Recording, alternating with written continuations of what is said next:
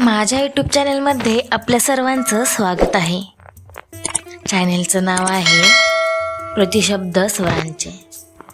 आज आपण अशी गोष्ट पाहणार आहोत की पितृपक्ष सुरू झाल्यावर कावळ्यांमध्ये काय चर्चा होत असेल, हा सांगणारा काल्पनिक संवाद. चला तर मग सुरू करूयात. कावळी म्हणते, चला पुढचे 15 दिवस स्वयंपाकाला सुट्टी. कावळा म्हणतो, हो, जसं काही रोजच पुरणपोळीचा घाट घालतेस. कावळी, देह सुटला पण तुमच्या वासना काही सुटल्या नाहीत. मनुष्य देहात असताना सगळं खाऊ घातलंय तुम्हाला, तरी तुमचं रडगाणं सुरूच. कावळा म्हणतो, मग कशाला आलीस माझ्या पाठोपाठ? तेव्हा कावळी बोलते, एवढ्या वटपौर्णिमा केल्या तेव्हा बोलला असतात तर आता तरी आपले मार्ग वेगळे झाले असते. आता भोगा आणखीन 7 जन्म.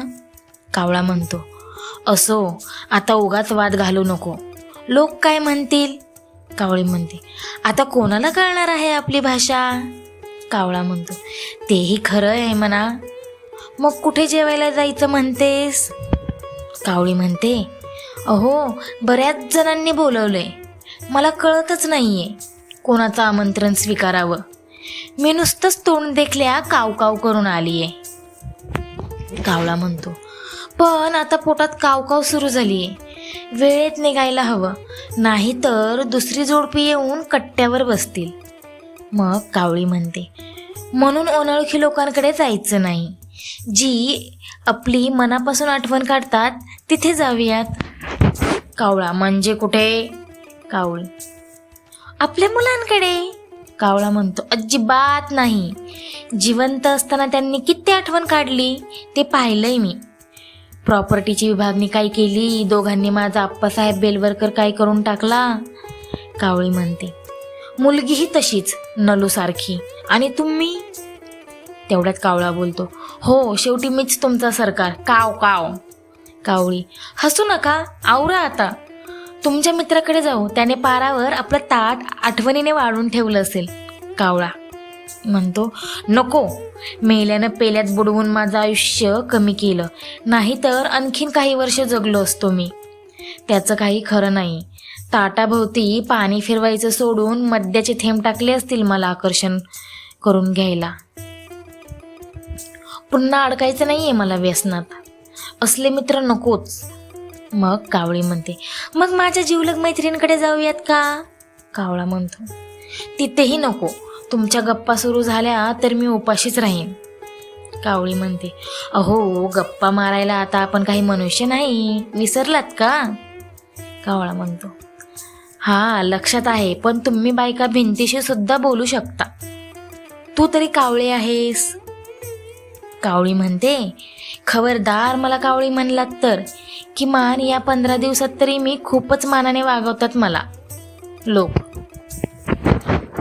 कावळा म्हणतो, ठीक आहे बाई, नाही म्हणत कावळी, तू तर डोमकावळी, तू तर चाफेकळी. कावळी म्हणते, पुरे आता, कुठे जायचं ते ठरवा पटकन, कधीची छान तयार होऊन बसलीये मी. कावळा म्हणतो, मी काय म्हणतो, आपण घरीच जेवूयात का? आता आपुलकीने बोलवणारी माणसं राहिली नाहीत, राहिलाय तो फक्त सोपस्कार.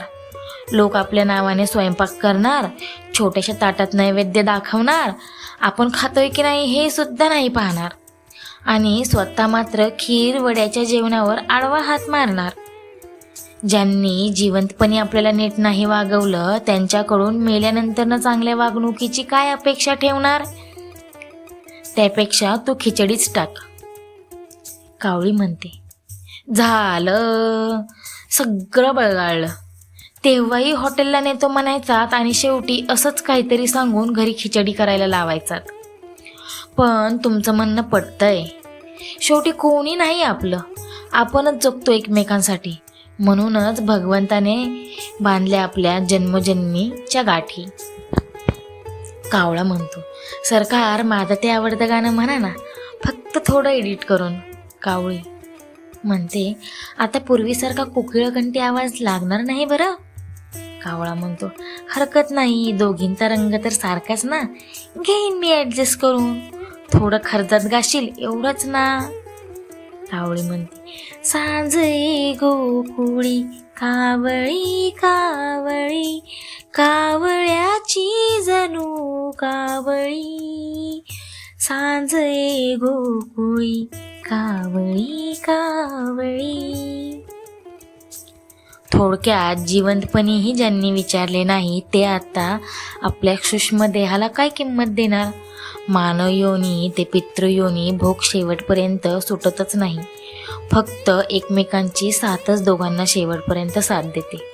उगीच पसारा वाढवला आहे हे दुःख, पण मनुष्य योनी ते पितृयोनी यातच फिरत राहिले.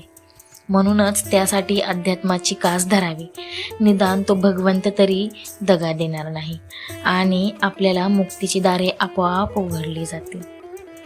धन्यवाद.